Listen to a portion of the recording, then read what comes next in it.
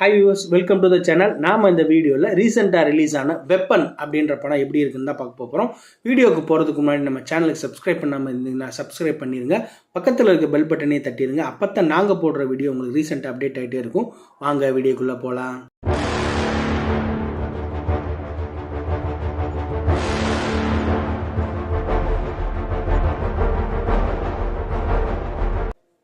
Weapon director Guhan Chenniappan direct பண்ணி இந்த படத்தில் சத்யராஜ் மெயின் ரோலாகவும் அதுக்கப்புறம் வசந்த் ரவி ஹீரோவாகவும் இந்த படத்தில் நடிச்சிருக்கிறாங்க.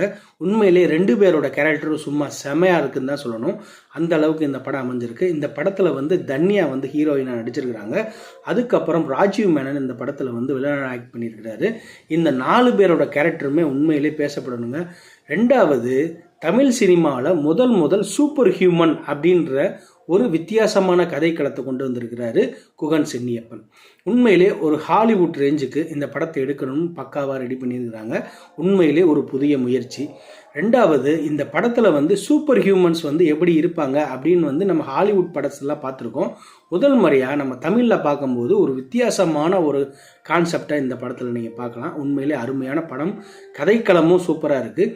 ஆனால் இடைவெளியில் கொஞ்சம் அவங்க இன்ட்ராக்ஷன்ஸ் அதாவது பேசிக்கிட்டே இருக்காங்க. அது மட்டும் குறைச்சிருந்தாங்கன்னா உண்மையிலே இந்த படம் இன்னமும் பார்க்குறதுக்கு நல்லா இருந்திருக்கும்.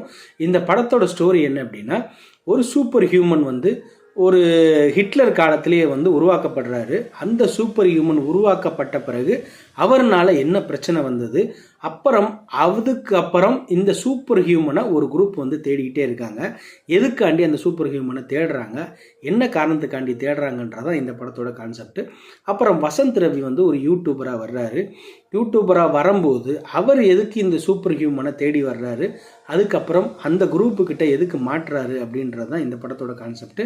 இந்த 2 கான்செப்டும் ஃபைனலாக எப்படி ரிவீல் பண்ணியிருக்காரு டேரக்டர் அப்படின்றது தான் இந்த படத்தோட மெயின் தீமே. இது வரைக்கும் பார்க்கல அப்படின்னா தேட்டரில் போய் பாருங்கள். உண்மையிலே ஒரு அருமையான ஒரு தமிழ் ஹாலிவுட் படம் கூட சொல்லலாம். அந்த அளவுக்கு படம் சூப்பராக இருக்குது. பார்க்காதவங்க போய் படத்தை பார்த்துட்டு உங்களுக்கு இந்த படத்தில் எந்த சீன்ஸ் பிடிச்சிருக்கு அப்படின்றத எனக்கு கமெண்ட் செக்ஷனில் சொல்லுங்கள்.